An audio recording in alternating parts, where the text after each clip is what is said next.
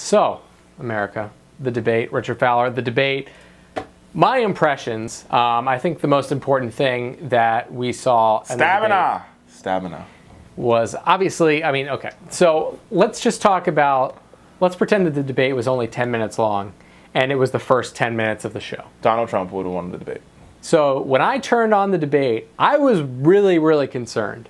When you see just the first 10 minutes of the debate, Hillary looked super boring. As soon as they went to that two-shot where Hillary was talking and going over her policy points and Donald was just making like great faces, you just didn't even hear the words that were coming out of Hillary's mouth, and you were just thinking about Donald Trump. Well, and that's the blessing. And here's the thing: Donald Trump is a TV mastermind. That I actually think that Democrats have forgotten that he's a TV mastermind. Yeah, he basically. Anybody who knows anything about television, and I don't understand. Hillary should know this as well. Someone should have told her by now. Television, especially if you're in a two-shot, is what we call it in the business. Right? This is a kind of a two-shot. Maybe you'd be separated. Would be separated, right? So, you want people are we listen with our television is a visual medium, but we listen with our ears and we also listen with our eyes. Yeah. At the same time, people what? How do you listen with your eyes? You listen with your eyes. You read body language. You're picking up things. So if you're making a funny face, I'm gonna look at the funny face over the person that's saying something, especially what they're saying is very boring. And her cadence also doesn't have a lot of voice inflection as it should. So she's not going up and then down where my ears are. I don't know. She apparently can't be trained to be a good speaker. She's a good speaker. She's fine, but I just think she doesn't have the beginning. She just didn't have very much cadence. Well, I was watching some show where they were revisiting some of the other historic debates in previous presidential elections, and just seeing some of the other people like Bill Clinton when he was debating, and even Barack Obama when he was debating, those guys would have wiped the floor with Donald Trump. When you put someone who's a seasoned baby kissing politician up against someone like Donald Trump, it's over, right? So that was the first 10. And there are people that actually, one of the things they do with every debate is they grade the debate on the nonverbal debate. And Donald Trump was really doing well in the nonverbal category. True, he just lacked substance. Until he imploded. Yeah, he imploded about literally 10 minutes later. Minute number 11. As she started to set these, she said I'll give the Clinton prep people, right? Some of it was very clearly rehearsed. Oh, sure. But that's what you're supposed to do with the debate, right? By the time you're done with debate prep, you need to be in a situation where you literally know every single thing that your opponent and the moderator could say and what your response is. Correct. And I think but every trap she set for him, every single trap she set, he just walked right into it. She got him on the tax returns. And, I actually think... Got him on climate change, too. She got him on climate change. But what made it so crazy was he went after her emails. He's like, well, I'll release that to you for 30,000 emails. And Hillary, for once in her life, in this campaign, had a good answer on emails. It was a mistake. I'm sorry. I wouldn't do it again. Moving on. Sometimes that's all it takes. The longer... I think the American people generally tend to respond better to a sincere apology than to, well, let me tell you what happened. Right, and I think that's how the Clinton campaign, as well as Hillary and as well as the whole team, that's how they mishandled the email scandal.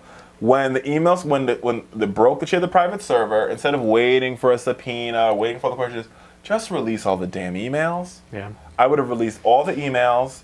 I would have asked the president to get a special prosecutor or whatever the hell, and I would have been like, here's all the emails.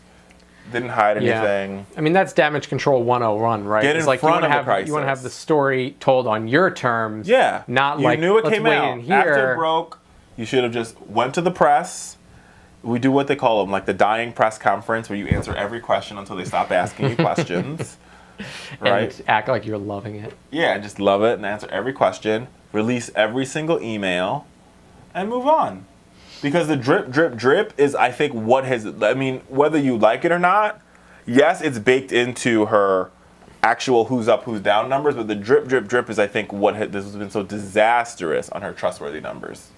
No, I think you're totally right. One other thing I wanted to touch on from the debates, that one of the first things when both of the candidates walked out that my girlfriend actually pointed out, which I thought was pretty interesting, I want to hear what Richard's take on it is, the red, right? Good move. I think that that's a smart call. And what she pointed out was interesting and different. So, like, at one point, she was wearing the all-white get-up. For the she wore the all white the night that she got the acceptance. I was in the arena. It was awesome. And that was a good choice. I saw it on TV. Rich left the arena. Me and intern Otis hung out and got to see it. I saw Hillary like hovering, levitating. We were less crowd. than like 20 feet away. We were like right there. Well, she was just levitating in all white. Yeah.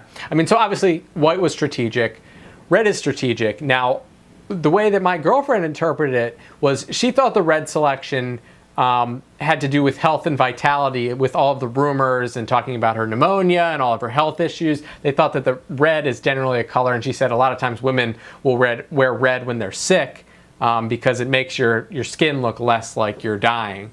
Well, red, I mean, the thing about red is that red, especially on camera, is that people pick up red. Like, red is a color that's picked up. The camera reflects the light from the red, especially if it's a bright red like she had on. Oh, yeah, it's a bold choice because it's not a usual It makes TV her more choice. radiant.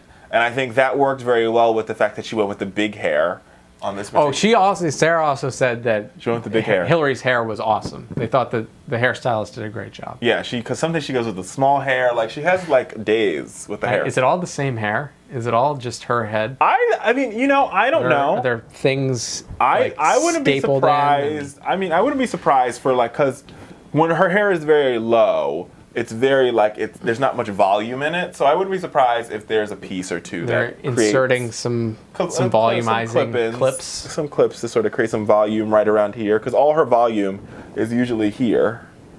Yeah. I mean, listen, don't get me wrong. Like, I mean, you can only talk about Hillary Clinton's physical appearance that much. I mean, it's not the substance. It doesn't really matter. But it does tend to be interesting when you actually have something to talk about. And like Donald Trump.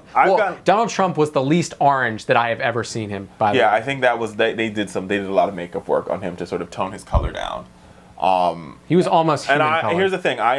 People get mad at me all the time, and a lot of women, I do media trainings, and a lot of women will throw eggs at me when I say this. But I think, in my opinion, like, people are like, oh, don't focus on my appearance, blah, blah, blah. I think that, and this is how I say this, Rich, I think you've heard me say this before. Probably. Men, when they walk into a room, are judged on 5 categories. Like, let's just say 5 categories. Women, because they are women, they walk in a room and they're judged on 10 categories. They're judged on how they look, what their hair, what their makeup looks like, blah, blah, blah. And women have a choice. They could either shun those other 5 categories and just be judged on 5 same categories men, so you get a possible of 50 points, 5 categories. Or they could say, you know what, I know I'm being judged on 10 categories, so I know no matter what, I can get more maximum points than you can get.